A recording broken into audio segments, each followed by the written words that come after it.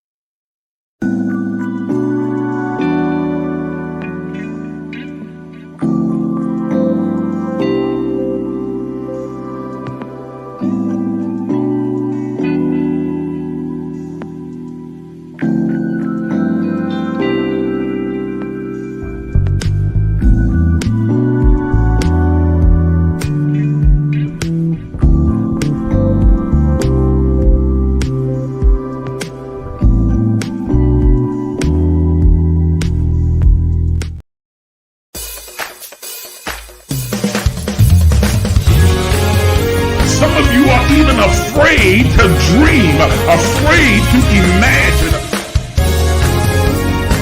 But I'm here to tell you that you are an infinite, limitless, boundless being. Are you willing to do what is necessary to have what you desire? Thank you for joining us. Please take a moment and like the Facebook page. Subscribe to the YouTube page and hit the notification bell so you'll be notified when we go live. If you are finding value in these enrichment sessions, please consider supporting this page financially. Your donations allow us to continue to provide spiritual enlightenment, self-exploration, and kingdom knowledge. Also, consider becoming a partner because partnerships have this privilege. As a partner, you'll be able to attend our annual Partners Only Summer Summit, join us for our 6 a.m. virtual daily guided meditation sessions, weekly advanced empowerment sessions, regular prophetic insights and instructions, 30% discount on all Emerge books and merchandise, and a custom Emerge t-shirt. You'll also gain full access to the private Emerge Movement community page as well as group chats. Once again, thank you for watching.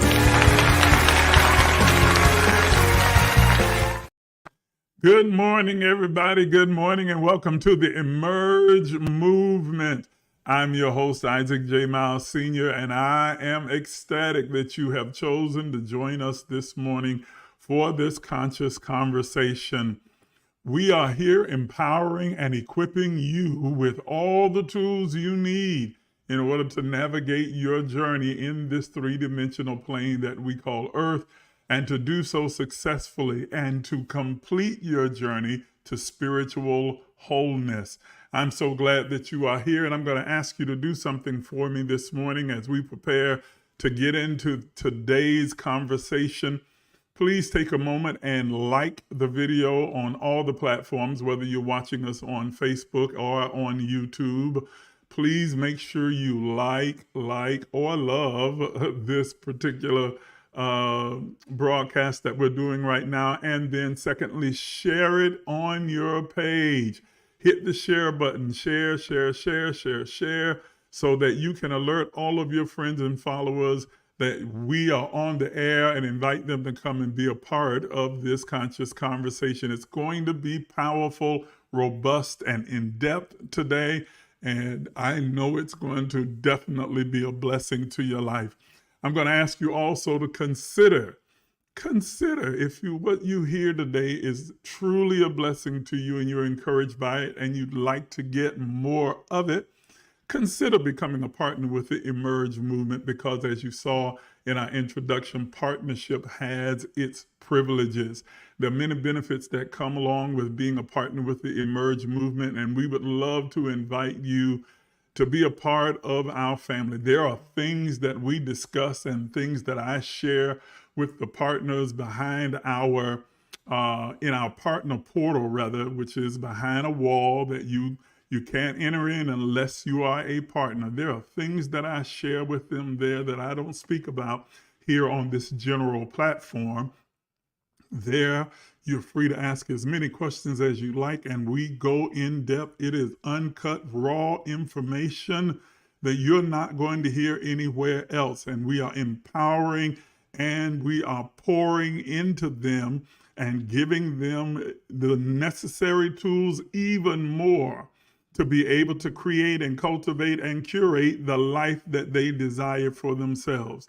We're making and creating millionaires there. We're creating spiritual giants and warriors there.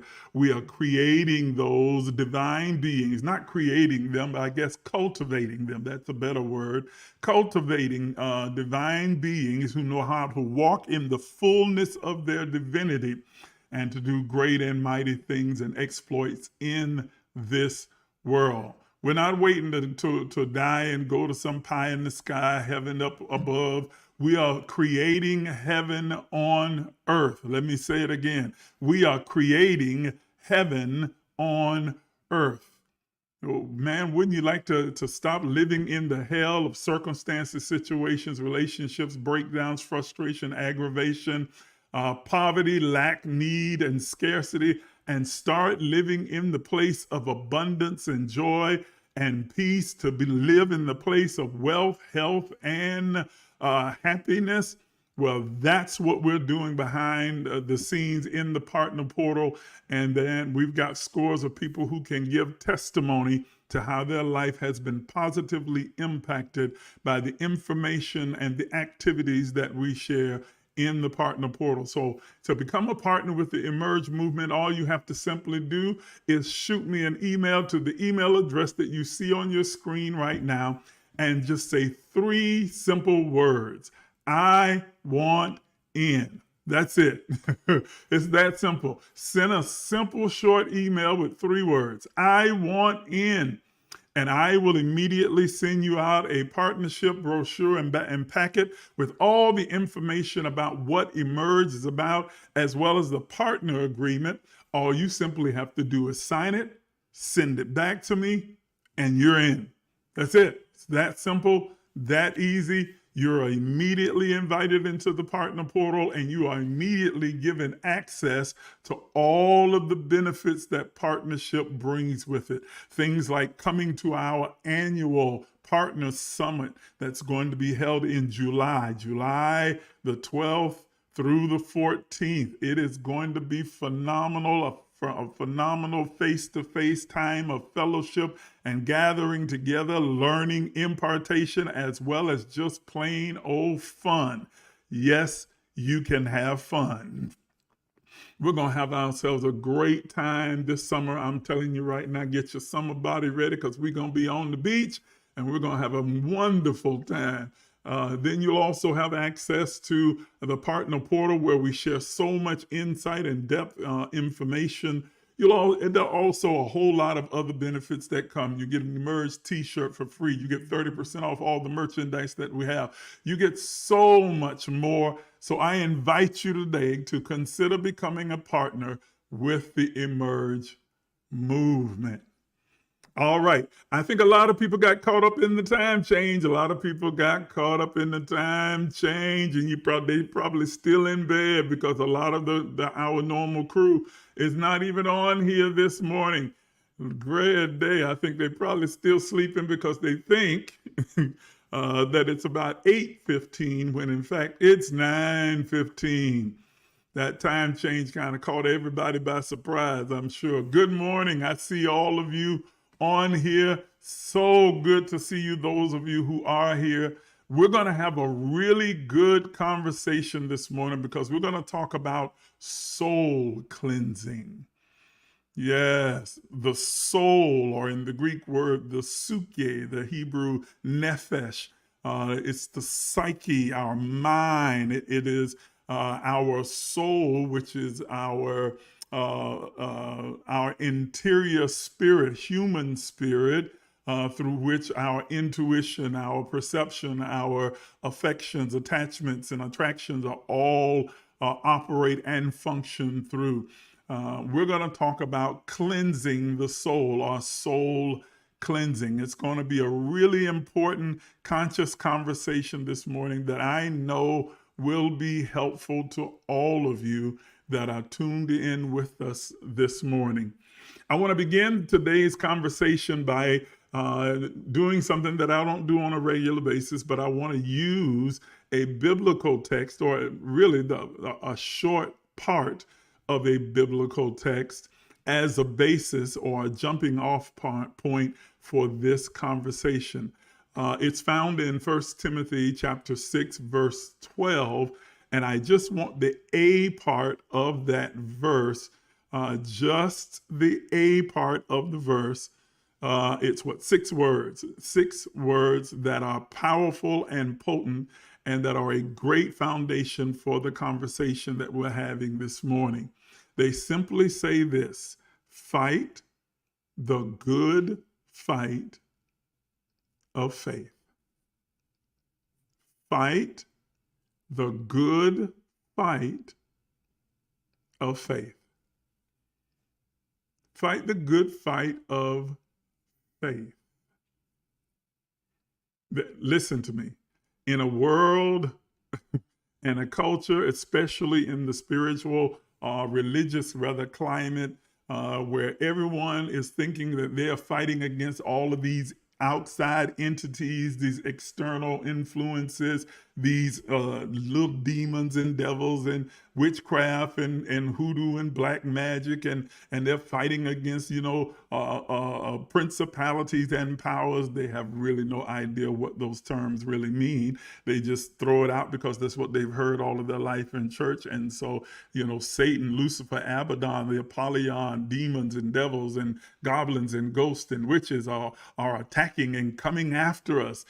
All of these, conflations of these terms all of them supposedly centered around this one little entity that is the supervisor of an underground torture chamber called hell, that you are destined to go to if you don't accept their particular religious ideology. Uh, and we won't get into an in-depth conversation about that. We've already talked about the mythology of evil and where a lot of these terminologies come from and what they truly mean and how they've been conflated and misinterpreted. Okay, but what I want you to understand is that the greatest battle that you are ever going to face is not with some little mythological demon, devil, or spirit, or Hank, or witchcraft, or dark magic, or any of those other kind of ideologies. It's your greatest battle that you will ever face, the greatest enemy of your soul. Let me say that again. The greatest and most common enemy of your soul. The common enemy of your soul, the greatest threat to your success and the enemy of your soul are the entrenched beliefs. Yeah, you thought I was going to say something else, but they are the entrenched beliefs that have been seeded into your mind and have germinated in the soil of your soul, producing fruit that is antithetical to your highest, greatest version of yourself. Let me repeat that again.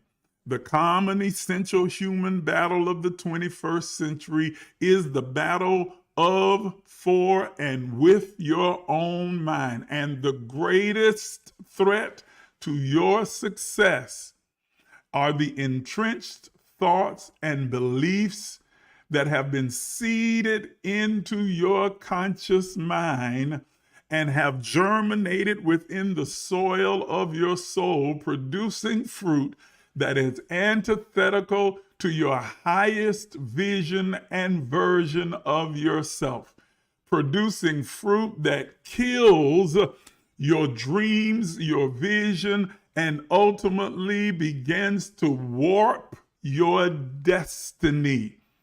It's not some little green, red, dark, black, white shadow outside of you creeping and crawling around your house. It's not some spell that's been cast upon you by a witch doctor or hoodoo worker or any of those other terminologies that have been misidentified and misconstrued and misinterpreted. It's not some, demonic force that's floating around that hopped from one person to the next. Those terminologies have been misinterpreted. While demons and devils are real, but they are not entities. They are not little spirits, but they are disempowering thoughts, ideas, beliefs that have been entrenched within your conscious mind. You see, when the scripture talks about fighting the good fight of faith, it is making a statement about the only real war that you have to fight against. We have been given the power, presence, and the isness of God in us. Each of us are the individuations or the divine expressions, likeness, and images of God. The isness of God is what makes us a living spirit. Another text says the same spirit that raised up Jesus from the dead is the same spirit that quickens or makes alive or animates your mortal body. We are not humans having a spiritual experience, but we are spirits having a human experience. We are a living, divine, endless, boundless, timeless spirits that are encased in this three-dimensional form, experiencing, cultivating, and navigating, matriculating through this three-dimensional plane that we call Earth in a human form. So we are not having to learn how to be spirit, but we are having to learn how to be spirit and divine as humans. Are you understanding what I'm saying? And so the greatest conflict that we enter in as these divine spirits in human form is learning to be able to navigate this three-dimensional existence while fighting with the entrenched ideas and thoughts and beliefs that have been seeded, that is given and imposed upon our mind.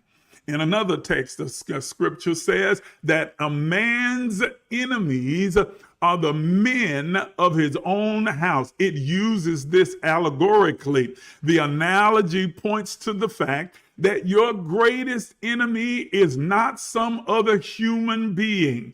It's not some other spirit, entity, or thing outside of you, but that your greatest enemy is enemy. It's internal. You're fighting your own internal battle with those entrenched, disempowering thoughts that constantly reverberate and echo in your conscious mind. There is another text that I'd like to break down and do a brief exegesis for you. It's found in Romans chapter 10. It talks about the faith that we are fighting for, fighting the good fight of faith.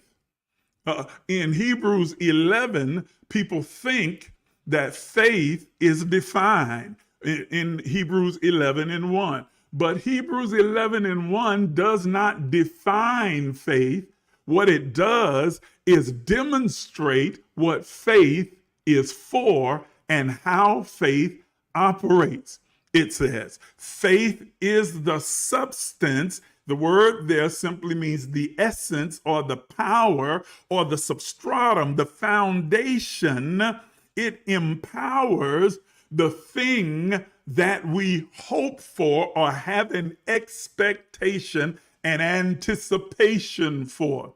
And it is the evidence, the infallible proof. It is responsible for providing us with some tangible three-dimensional proof that what we are expecting and anticipating really does exist. But faith in its operation is absolutely neutral. It has those two responsibilities. It has the responsibility of supporting what you expect and anticipate, and to give you visible, tangible proof that what you're expecting really does exist. So then, how do we define the word faith? If Hebrews 11:1 gives us the operation and the function of faith, how do we define what faith is so that we'll know the fight of faith that we need to be warring for? Well, that's the Romans piece, where it begins to tell you the origin of your faith. Not the origin of faith as it exists generally, because of course we know that emanates from the source, from the all of everything, but the origin of your faith. What is the origin or the substratum or the essence of your faith? What informs your faith? Well, in Romans chapter 10, we read these words. So then, faith comes by hearing, and hearing by the word of God. Let me do a brief exegesis if you don't mind. Faith, the word used there is pistis. It is defined, that's the Greek terminology. Here is the definition. Pistis is what we are fully persuaded and convinced of, what becomes our truth. What we are fully persuaded and convinced of. Did you hear that? I'm going to unpack that in a moment. I want you to catch these words, these terminologies, because it's very important. What we are fully persuaded and convinced of, what has become our truth.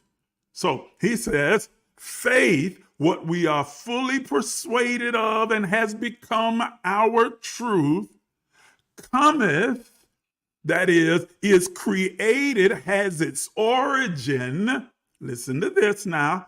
What we believe, what we accept as our truth, what we are fully persuaded of, has an origin story, has a beginning. Then it says, cometh by hearing. The word hearing there is the Greek word ekion, from which we get the word echo. It is written in the aorist tense, which aligns with the word echo. The aorist tense means to be repeated over and over and over again, like an echo. So it is saying, what we have been convinced of, what we've been fully persuaded of and has become our truth, has its origin in the echoes that we hear again and again and again and again, by the things that have been repeated consistently, repetitively in our conscious mind. That our faith, what we have been persuaded of and convinced of and has become our truth, cometh, has its origin or its genesis in what we have continuously heard, or what has been seeded into our conscious mind and has become second nature to us. Are you understanding what I'm saying? Now, I want to take you a little bit deeper and point out to you the terms that are used to define this faith. It says pistis are the things that we are fully persuaded of and convinced of. Not that we already know, but that we have been persuaded. Now, in order to be persuaded or convinced, it means that I had to move from something to another. You are not persuaded until you are moved from something to something else. You are not convinced unless you are moved from one train of thought to another. So what were we convinced and persuaded? We were convinced and persuaded away from what we came here knowing to what we eventually came to believe. Faith is set in motion not by what we know, because what you know, you no longer need faith for. I hope that I'm getting through. I hope you're getting this. What you know, what you factually, absolutely know to be true, you no longer need faith for. Faith supports hope and expectation, substance of things hoped for. Provides evidence. What do you need evidence for? Infallible proof that what you're hoping, expecting, believing really exists. That is completely different, ladies and gentlemen, from what you know. And every one of us, as divine individuations of the all of everything, entered this three-dimensional plane from the mind and mouth of God into this three-dimensional plane in form, fully knowing. We came into this earth realm knowing even as we were known. We had just exited out of the isness, the ether, the divinity of God, and entered this three-dimensional experience in this earth in a human form, fully cognizant, fully knowing God, knowing ourselves, knowing our purpose, knowing our reason for being, knowing all things, because we came from the all of everything. We came with full knowledge of all of everything, possessing that full divinity of all knowledge, all knowing, all powerful, all omnipresent in all places at all time, and fully creative. And then from the moment of conception in utero within your mother's womb, influence began to impose beliefs that contradict what you knew, what you came here knowing, and what you have always known. Are you hearing me? Immediately, these external influences of culture, environment, mom, dad, sisters, brothers, cousins, aunties, uncles, even while in utero, traumas, experiences, there is a reason, ladies and gentlemen, that they are constantly telling mothers who are carrying a child to be careful about not only what you eat, but how you feel and think, because the vibrational frequency of your energy begins to affect and infect that child. Are you understanding me? In Jeremiah, God is purported to have said to Jeremiah, while you were in your mother's womb, I knew you. That you were known, that you were understood, that you had the ability to know and to be influenced by what was exterior. They have mothers play music, certain types, while the baby is in utero because it is influenced. Well, then imagine the devastation and trauma of a mother who is operating from the frequency or the disempowering thought and engagement of rejection and abandonment, of insecurity and low self-esteem, the trauma of the father maybe abandoning the mother during pregnancy, and the child in utero begins to absorb that feeling of rejection, that energy of abandonment. And then the mother in her sadness or depression begins to say and speak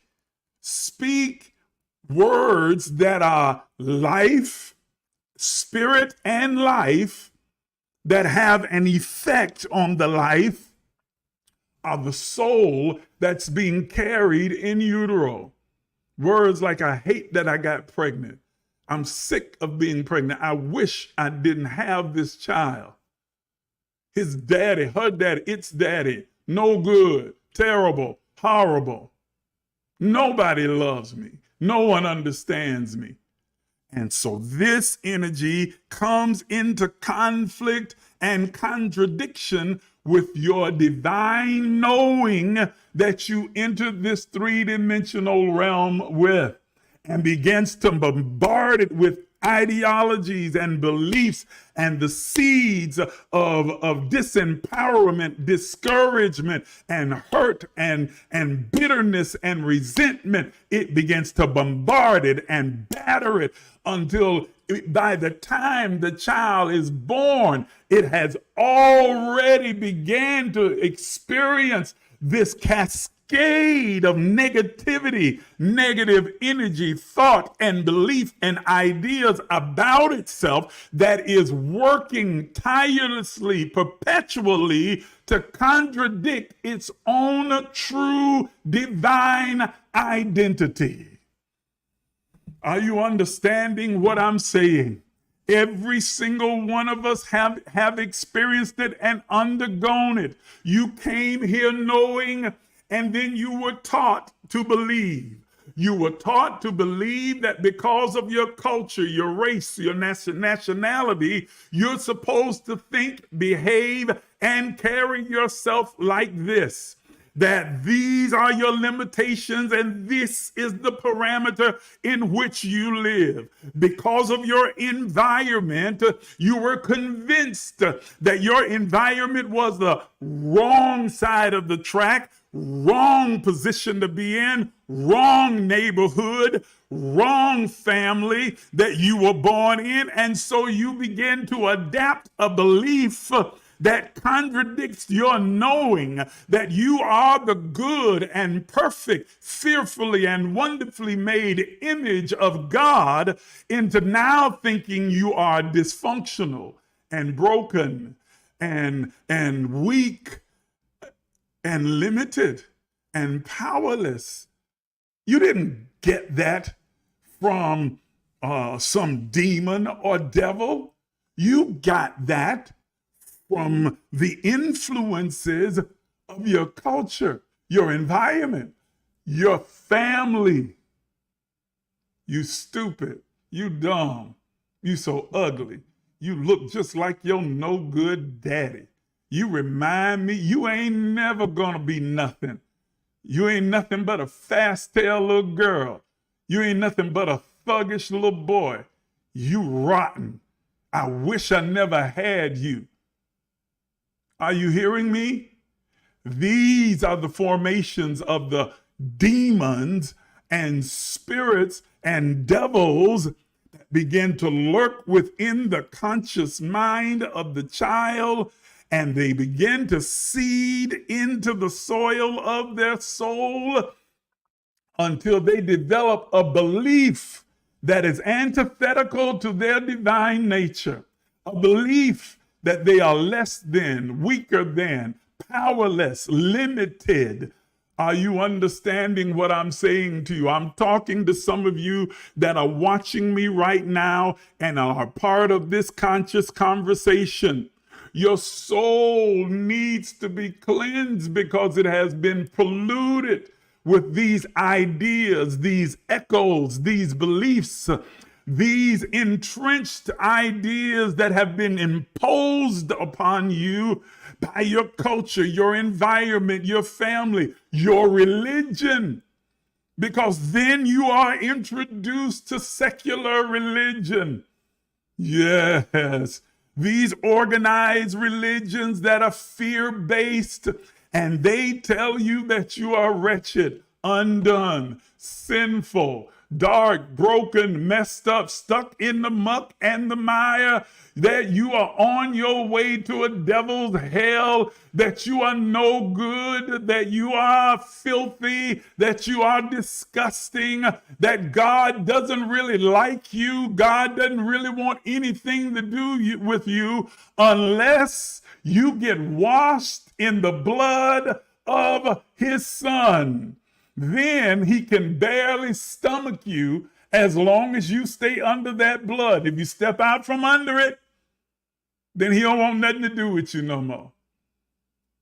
But at the same time, they'll tell you that his love is unconditional. Yeah, he loves you unconditional, unless, of course, you step out from under that blood. Then it's like, no, I can't stand you. Now, depart from me. I got to cast you into hell, and you got to suffer for all of eternity because you stepped out from under that blood, because you came here wrong. There was something wrong with you. There was something broken with you. They misquote and misinterpret texts from the Bible where David is quoted as saying that I was born in sin, and in sin and in iniquity was I shapen. Did my mother conceive me? She conceived me in sin, and I was shapen in iniquity. That was David's overly depressed thought about himself.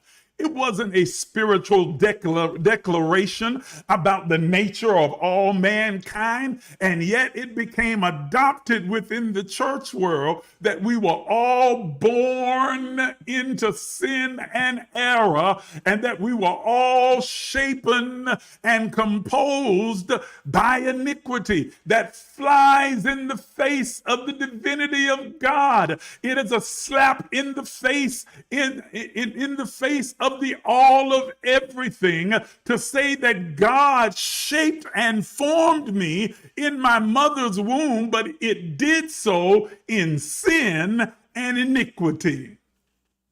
What an ignorant ideology that flies in the face of all that we know to be true, that we are fearfully and wonderfully made in the divine image of God, and there is no iniquity in the nature of God. And since God is the one that formed me and shaped me, then I was not born in sin, nor was I shaped in iniquity, and neither were you. Let me say it again. I know what they told you in religion. I know what your mama have said. I know what your grandma said. I know what your grandpappy and your uncles and all the rest of your cousins said. I know what your preacher, your prophet, your bishop, your apostle, your teacher, your evangelist, your missionary, and all the rest of them names said. But I'm telling you, you know that it didn't resonate with you. Even if you adapted it because you heard it again and again, echoed again and again into your conscious mind, and you mentally assented to it, something deep inside of you said, this doesn't fit me. This doesn't feel right. It doesn't align with it doesn't resonate with me. I don't really think that I'm that bad. I'm that broken. But if you say so, then okay, I'll say, well, I'm a sinner. I'm helpless. I'm nasty. I'm dirty. I'll come into agreement with you if it means that you can save me from my filthy, nasty self. What an insult to God. That rescue me from my sinful, nasty self. But it is a gross misunderstanding and misinterpretation. And so as a result, you develop these erroneous, disempowering beliefs that fly in the face of your ultimate reality and began to create an alternate reality that becomes your truth. It becomes like a self-fulfilling prophecy. Many of you find yourselves behaving, acting, thinking, speaking in ways that don't even feel right to you. You know it's not good for you. You know it's not who you are at your core, at your nature. But you have been convinced and persuaded. Yeah, your faith. You have been convinced away from who you are, convinced away from your own knowing of your divinity and divine nature, and persuaded that you are wicked and evil. And so because you have faith that has become your faith, your truth, the operation of faith, neutral, has no choice. It has no choice but to support That is, be the essence of the thing that you expect and anticipate. You anticipate that you are dumb and stupid and no good and weak and sinful and broken. And faith has no choice but to support that belief, because that is your belief. That's become your truth. The echo has become your reality. The echo has now taken shape and form in your life and been solidified like a seed planted in the soil of your conscious soul. And faith then has to support that idea. Not only does it have to support it, but then it has to give you evidence, proof that what you have come to believe, what you've been convinced of, is really true. And so you have one failure after another, one catastrophe after another, one trauma after another that keeps reinforcing the idea that you had become to believe as your truth. You were told that you were lazy, and then faith has no choice but to fulfill the responsibility of proving to you that you're lazy, that you're shiftless, that you're no good, that you're not smart, that you're not strong, that you're weak, that you're broken. And so it keeps bringing incident after incident and trauma after trauma and situation after circumstance and relationship that keeps reinforcing what you have come to believe about yourself. And it becomes a self-fulfilling prophecy.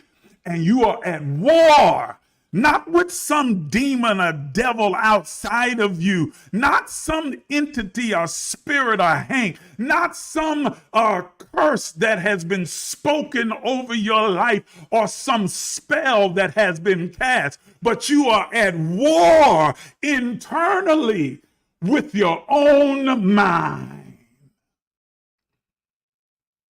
Your soul is infected with a belief, with an erroneous, disempowering truth, with error that you have come to believe is who you are. What you hear and what you have heard repeatedly becomes your truth.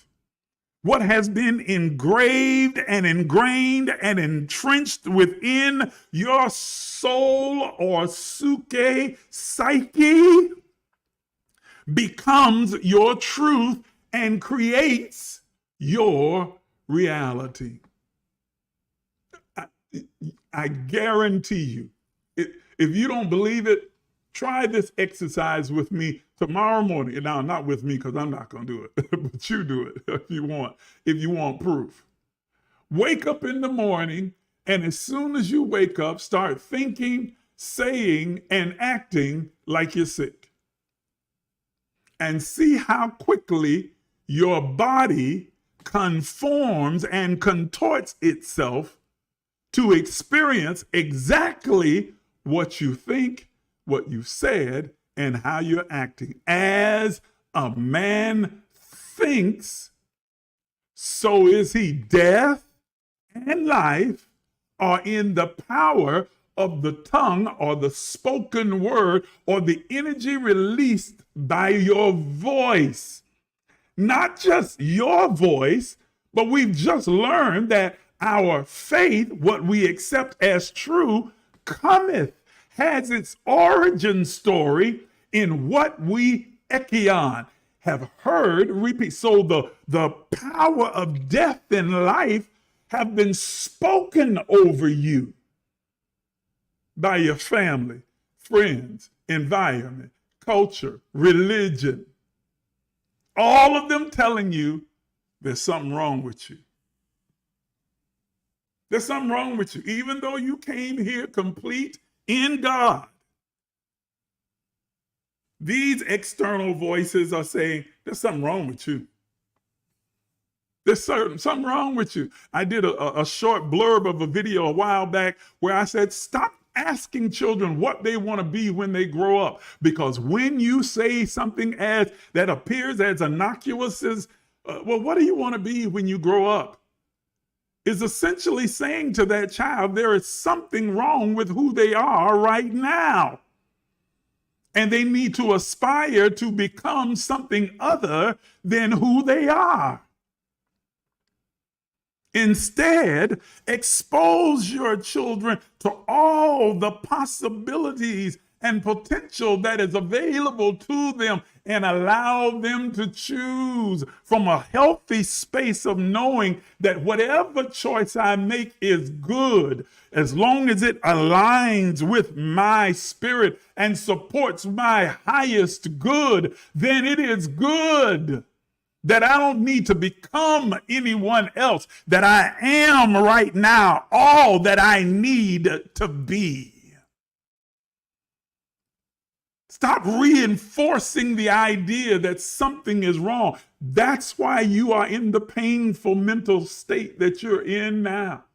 You're walking around consciously thinking, and in many cases, most cases, subconsciously accepting and embracing that there's something wrong with you. That's why when you get frustrated, first thing you say is, what's wrong with me? I don't know what's wrong with me. I don't know what's going on with me. I don't know what's wrong with my mind. Y'all got to forgive me. You know I ain't right. Listen to what you are saying. Y'all know something wrong with me. You know I'm a little touched. Where'd that come from? Where did that disempowering belief come from? It cometh, has its origin by hearing. Who was speaking when you heard? You need to answer this question for yourself. Who was speaking when you heard? Since my faith, what I have accepted to be true, comes by what I have continuously heard that has been echoed in my conscious mind. Who was speaking when you heard? And from what place were they speaking? Was it them speaking from their own sense of brokenness? And so they began to curse you with their own brokenness by imposing their own disempowering beliefs about themselves, their pain, their trauma onto you.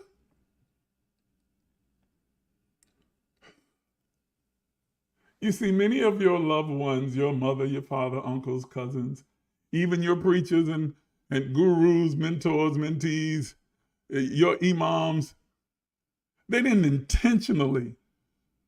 It wasn't intentional. Some were, but most are not intentionally trying to destroy your mind, to pollute your soul. They are simply passing on to you those things that have become their truth, and so they impose it upon you so it becomes your truth. Are you understanding what I'm saying? Their limitations now become your limitations. Their weaknesses become your weaknesses. Their insecurities now imposed upon you and become your. This is the real generational curse. Ain't no demons or hank or no spell. No. It's a mindset. It's a set of beliefs and ideologies that keep you trapped in a self-imposed prison and won't allow you to live up to your full potential because you have accepted this ideology about yourself. And so we are instructed in Timothy, fight, struggle, engage in the war. He says, of the good fight of faith.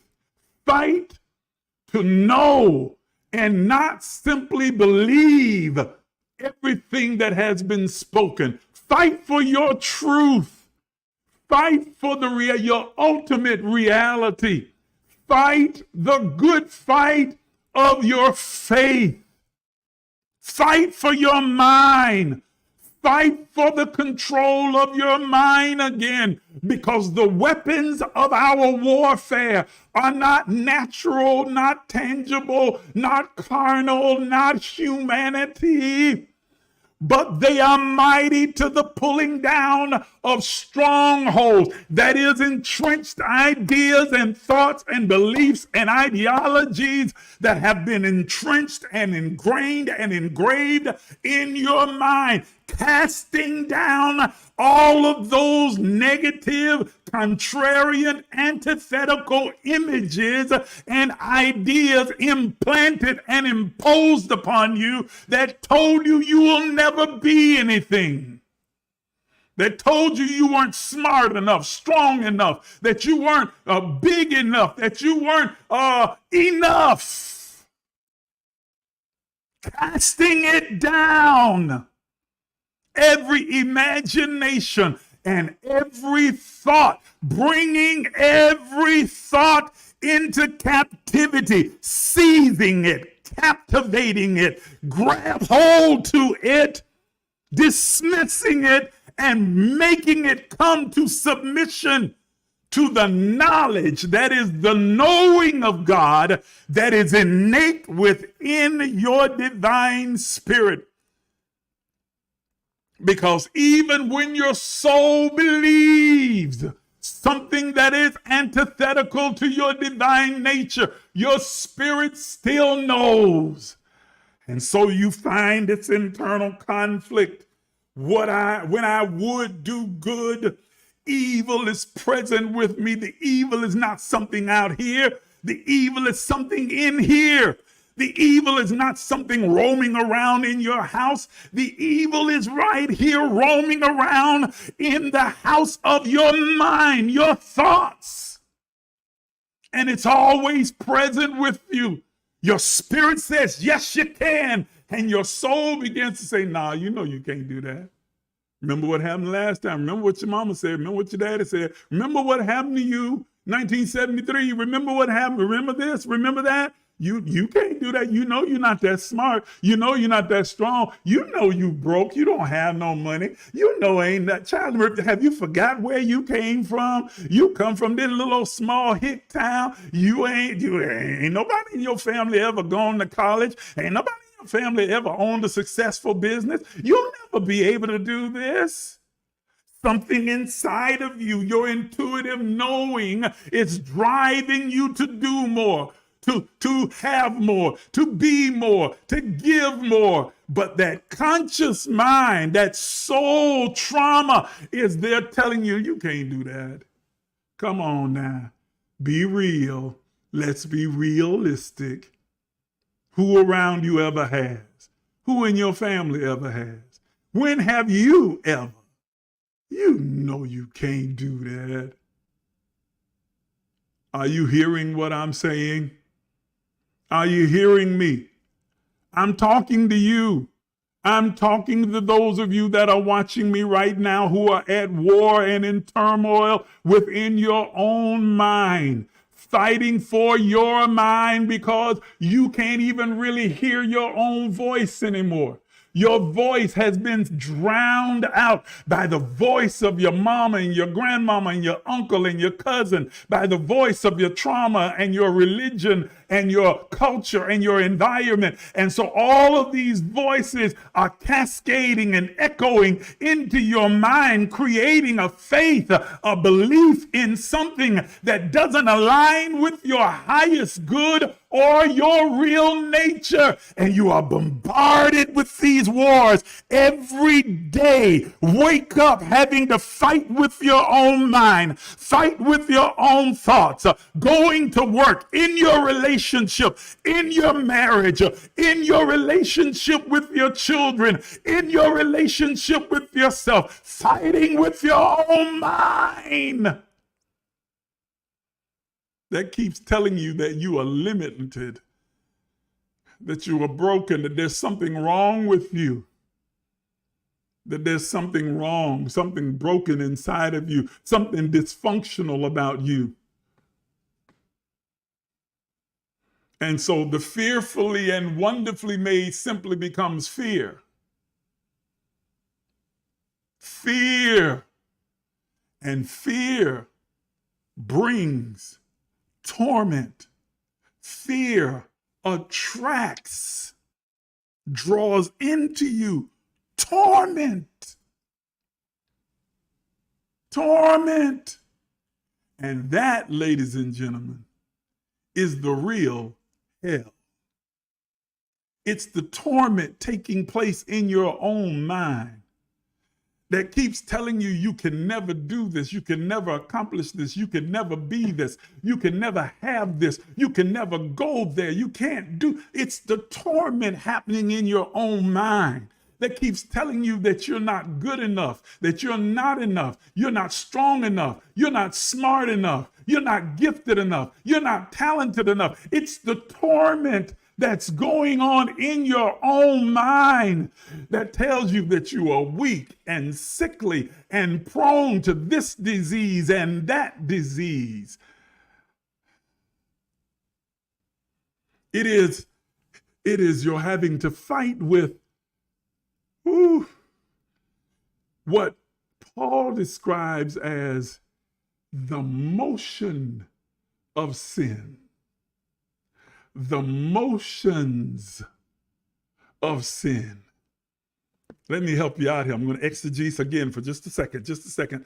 Let me get theological. The motions of sin. Let's exegese. Let's define this terminology. Okay?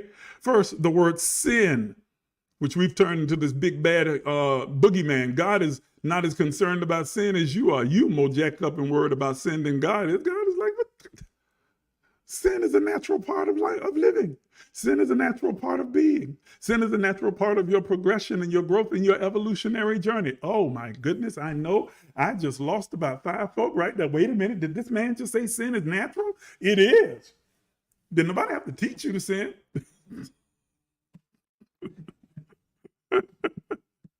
Did nobody hold a class in sin? You just naturally flowed into it because sin is natural. It's a part of your evolutionary growth. Now, count it all joy when you fall into your diverse temptation. Sin. Because that sin worketh, employs, it calls up, it summons this greater part of your nature. You had not known righteousness without sin. But listen to what it says. Let's define the term. The term sin is from the Greek word hamartia. Hamartia, or hamartia, whichever way you want to pronounce it. But it simply is defined as, listen to this, missing the mark, committing an error, or making a mistake. And the word mistake is defined in Webster's dictionary as just an error in judgment. It's not this stain. I gotta wash away the stain of sin. Sin is not a stain. Sin is an error in judgment. It's a mistake. It's an error. It's a misjudgment. It is a missing of the mark. It is an error. Let me say it again. The very word means an error. It is an error. It is a mistake. It is a misjudgment. You missed the mark. That's it. And missing the mark, misjudging, having an error in judgment is a natural part of your progression, your evolutionary journey. It's a natural thing. Wait a minute, don't the Bible say God hates sin? Yeah, and shouldn't you? Who likes making mistakes? Who loves making an error? Of course. I hate it too. I hate sin. I hate when I make mistakes. I hate when I have an error in judgment. But I also learn from it. And so the error becomes my teacher. Everything is for you. Nothing is against you. Are you understanding me? Huh? Well, hold on. Hold on now, preacher. Hold on. Doesn't the Bible say that sin separates you from God? Well, yeah, it does. Error separates you from your divine nature. You are now thinking with your carnal mind rather than your divine mind. And as long as you continue to think with the carnal, the error-filled mind, you are walking separate from your divine nature. The moment that you repent, the word repent means to rethink. Did you hear that? Rethink, change your mind. The moment you change your mind, repent, rethink, reminded, reconfigured, renewed, you are aligned with your own truest identity, that is your divine self. It's not some permanent stain that if you allow it to stay there will cause you to go to hell. No, it will cause you to live in the hell that you're in right now because you're continuously making the same error again and again. But hold on, let's finish exegesing the text. The motions of error, mistakes, an error in judgment. The word motions there. The word motions comes from the Greek term patheria, which is the root word from the word pathology. Pathology. Are you hearing me? Let me read something to you.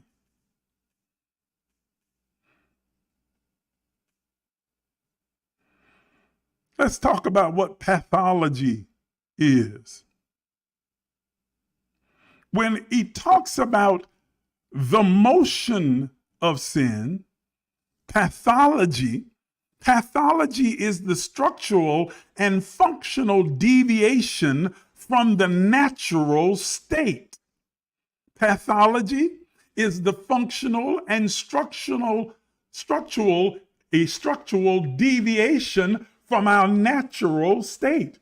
So when he talks about the motions of sin, he's talking about the pathology of our error, the structural and functional deviation from our natural state, which is holy, pure, righteous, divine. Are you hearing me? That we were somehow drawn into, convinced away from, persuaded away from our natural state into the motions of the pathology, this deviation, structural and functional deviation of error and misjudgment. So he is essentially saying sin is a pathogen. A pathogen is a viral or bacterial infection. Didn't I tell you that you were infected, oh my God, and affected by the empowering ideas and ideologies of your culture, your environment, your family, your religion? It's the pathogen originates with mama, daddy, cousins, environments, and religions that pass on this virus of error, virus of sin, this deviation away from your natural state, creating a pathology within your conscious mind that is geared toward error. It was good enough for mother. It's good enough for me. Huh?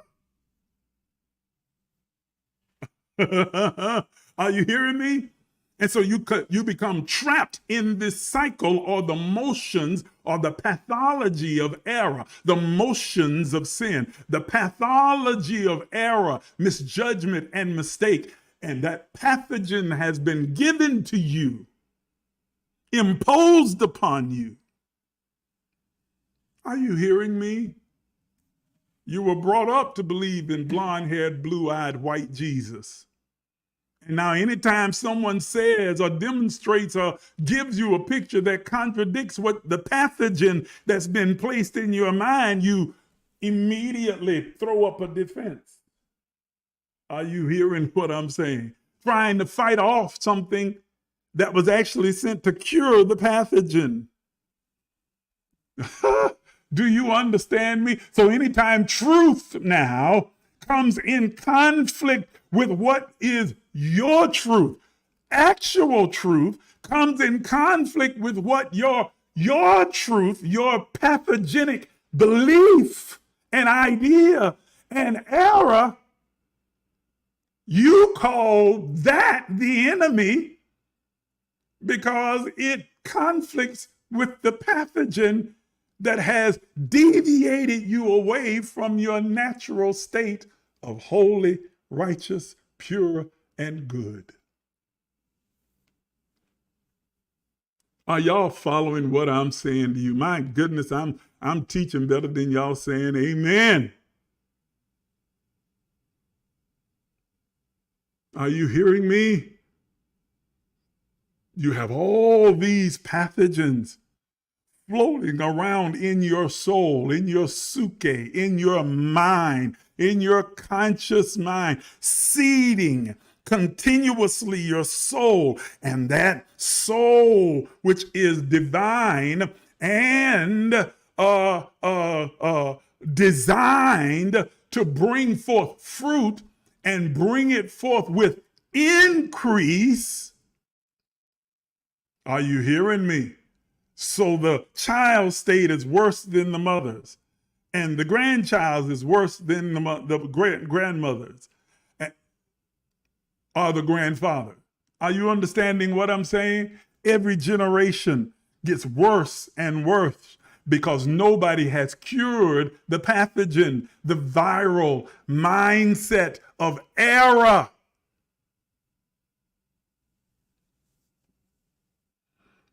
But the good news is you're being given the antidote to the pathogen this morning. Woo!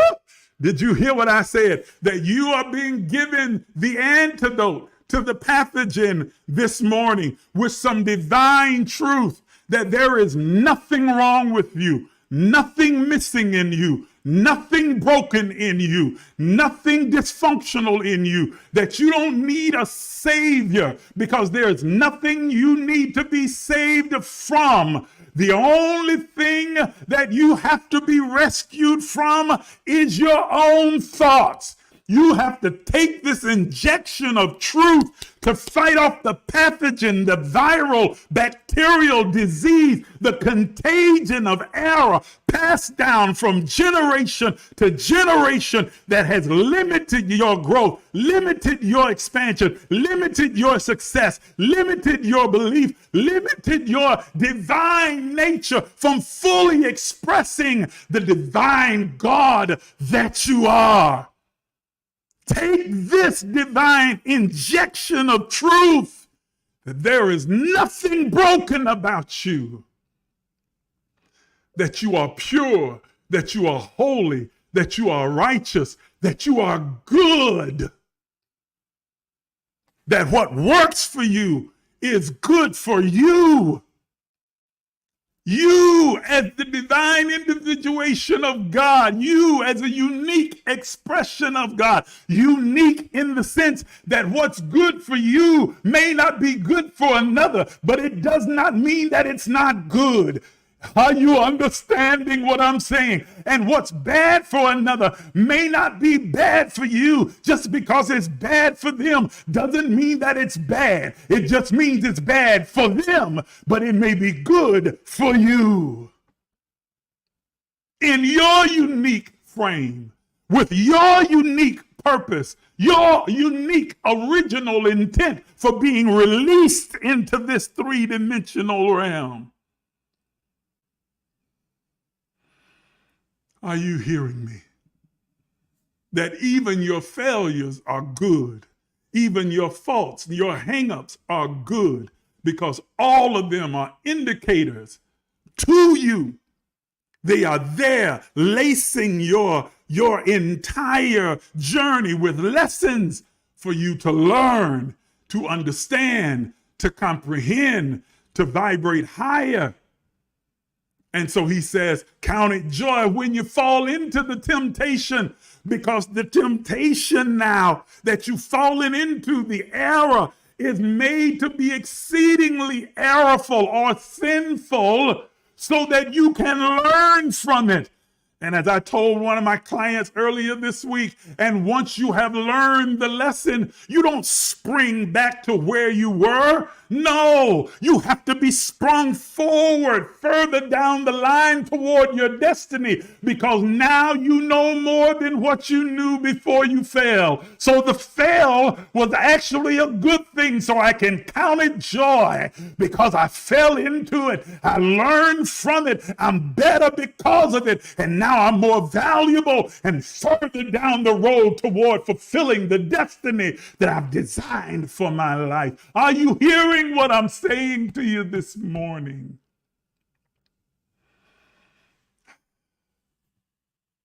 Soul cleansing, then.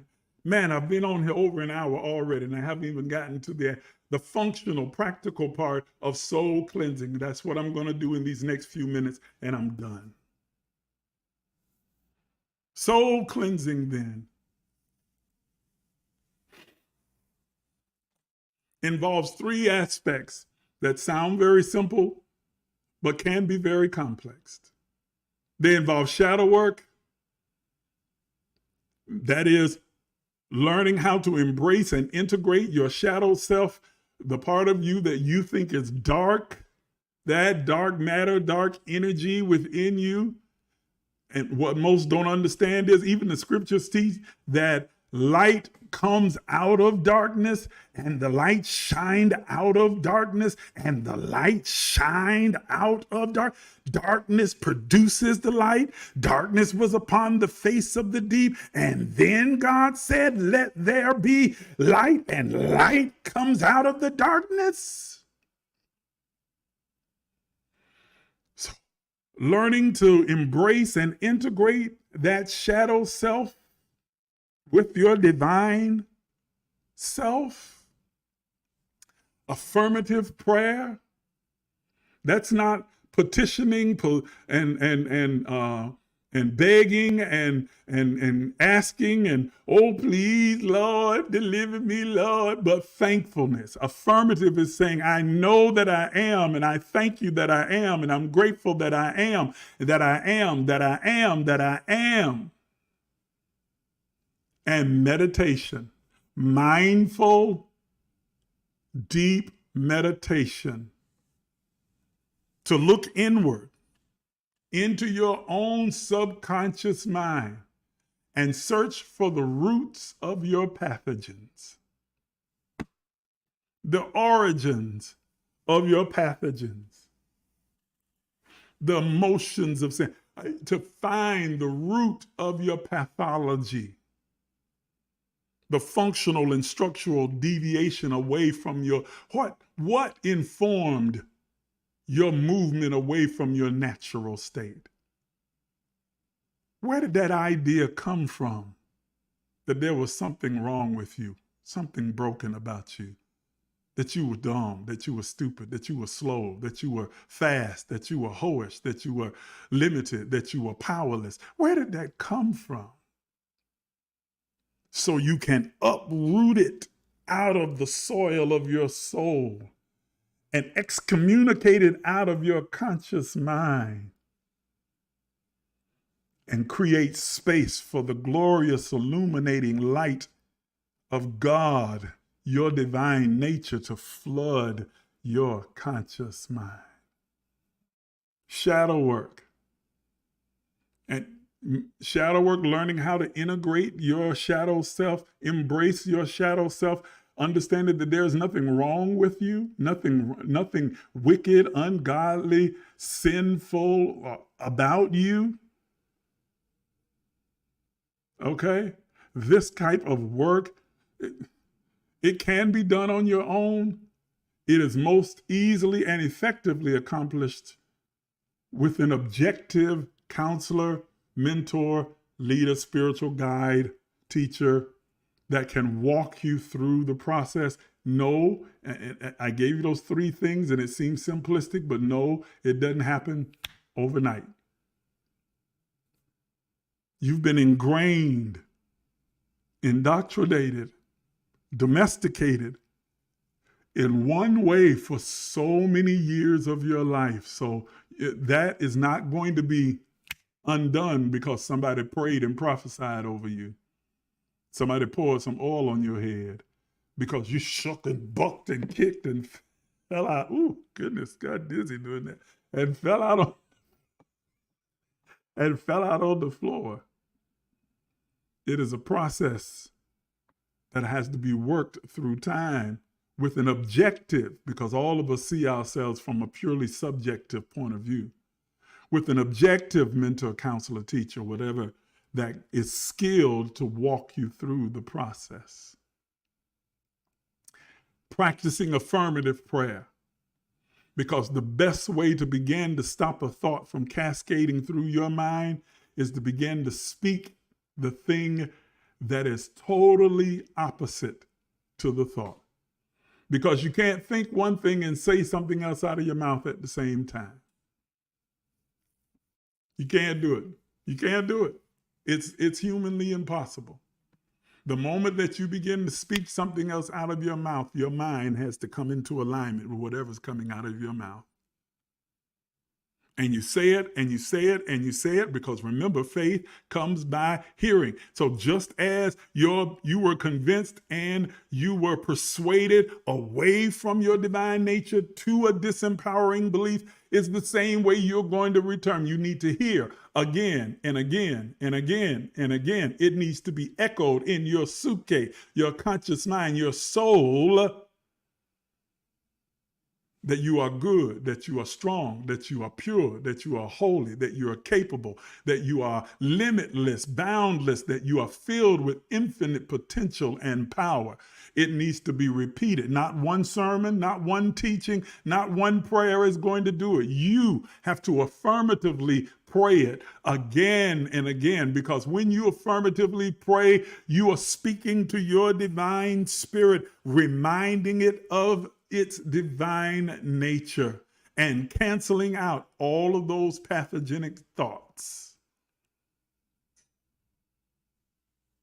And through meditation, you are able to go deeper beneath the surface and begin to discover the roots and seeds of the pathology. Unearth them. Pull them out of this earthen vessel. Are you hearing what I'm saying? That is the process of cleansing the soul. It is the battle for your mind, the battle of your mind, the battle with your mind, that every single one of us have to engage in if you're going to lead a successful and healthy, spiritually fulfilling life. You ain't got to worry about no haters. What haters? Quit worrying about all that nonsense these folk talking about. And worry about the battle that's going on right here. You win this battles, and it don't matter what other haters say or do. Because you know, you've gone from believing to knowing. I know I'm divine. I know I'm powerful. I know that there is nothing I cannot do, nothing I cannot create, no place that I cannot be, nothing that I cannot have. I have everything that I need. I am divine, pure, righteous, and holy. When you know that, it doesn't matter what anyone else says. I know who I am. You can call me Jeffrey all day long. I don't care. That's not going to change the fact that I know my name is Isaac. That's my name. Now, you can call me Jeffrey. I ain't got nothing to do with you calling me Jeffrey. You can call me Jeffrey. You can call me Calvin. You can call me, ugly, dumb, stupid. I know that that's not me. I know who I am. So I'm not offended by that. You can't bother me with that. That doesn't affect me. Are you understanding what I'm saying? Win the battle here. Cleanse your soul from all of these disempowering, degenerative pathogens and rebuild your immune system with injections of truth and ultimate reality.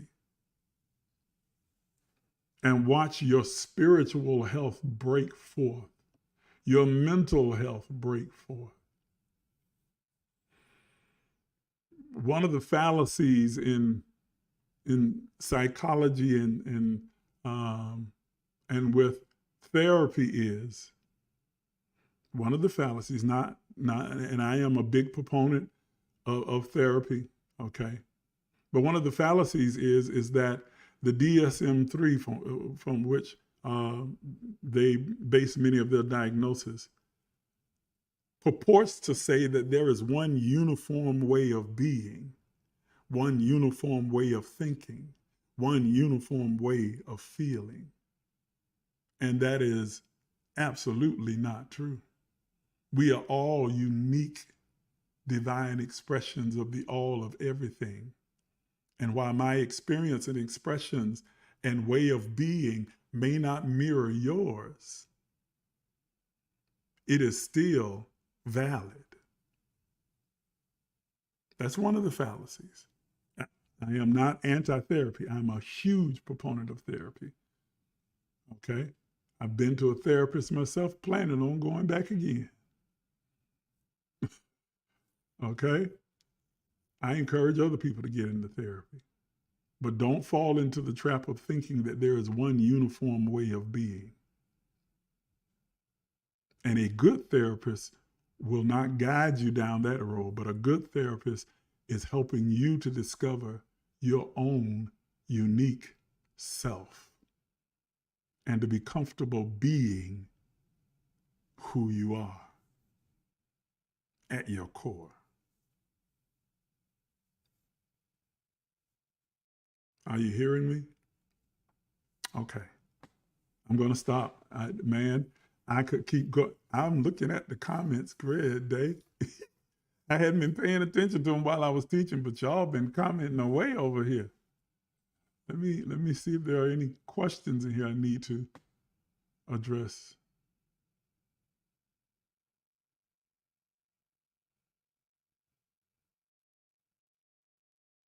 Woo! That's good right there, Gloria. Gloria said, someone I know asked God what was sin, and God told him sin was self-intoxicating negativity. That is powerful. That's good. That's a very good definition.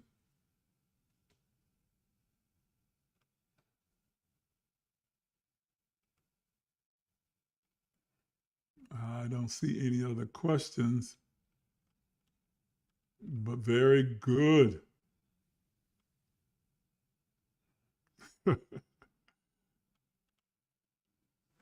right. So I know you were empowered and blessed by the teaching this morning. I know you're going to walk away changed, and if not changed, at least intrigued enough to begin to go inward and do some searching and working. I want you to know that I offer mentorship, counseling for those of you who feel like you might need it. Let me find that flyer and I'll put it on the screen. Oh, that's right. The flyer is not big enough. But anyway, you'll see it. Emergent life coaching is one-on-one intense coaching that empowers you with the tools to be successful. And you can schedule your appointment with me by simply shooting me an email at the email address that's on the screen. The sessions are $100 per hour, or if you are a partner with Emerge, it's $70 per hour. But I am more than happy to assist you in doing the shadow work and walking through the process of healing so that you can cure yourself of the pathogen, the pathology of sin, the pathology of error that's been engraved in your mind. Or you can find other mentors and counselors to help you to do so. But do something to break away from it. All right, ladies and gentlemen, I want to give you your opportunity to worship. We know that the highest form of worship, the highest expression of our worship is generosity and giving. And so I want to give you an opportunity to be able to give to this platform. It's always when I get down to the giving part that some people float away and leave the broadcast. That's okay. That's to their detriment, because giving is what creates the cycle of abundance and prosperity in your life. It is our way of worshiping and giving praise and honor and adding value to that which we have received and learned. So I want to give you an opportunity to give today. You can use any of the means that you see on your screen. You can use our Cashapp, Zelle, PayPal, or Venmo. Cashapp is $emergelec. Our Zelle is emerge.lifecenter@gmail.com. Our PayPal is paypal.me/emergelec. And our Venmo is @emergelec. However you decide to sow and to give and to express your gratitude this morning is perfectly fine. Those of you who are partners and who are participating in the financial fitness plan, you know what you need to do. Make sure that you stay on pace and stay in place with doing and following the steps of the financial fitness plan so you can continue to grow your wealth and your stability. Those of you who like to know more about the financial fitness plan, well, then you need to become a partner, because that is something specifically for those who are partners with the Emerge movement. Okay? Go ahead and do your giving, your worship right now. While we are still on the air, I'm going to give you a few more moments to do so before I get ready to say goodbye and leave you with some parting words.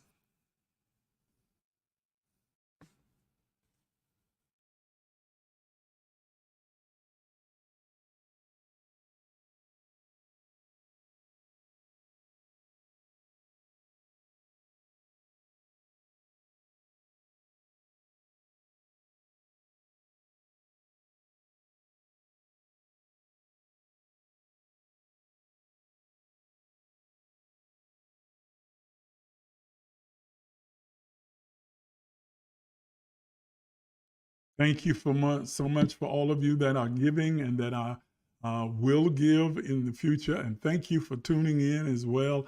I pray that you, well, I don't have to pray that. I know that you were immensely blessed and empowered by it. If you paid attention and you listened and took it to heart, it is going to revolutionize your life. I invite you again to become a partner with the Emerge movement, and that if you're in need of a life coach, a mentor, a counselor, please reach out. Don't fail to reach out to me by the email address that you see on your screen. I am at your service. It is my honor to serve you. Have an absolutely wonderful, splendiferous day, and I'll see you next time.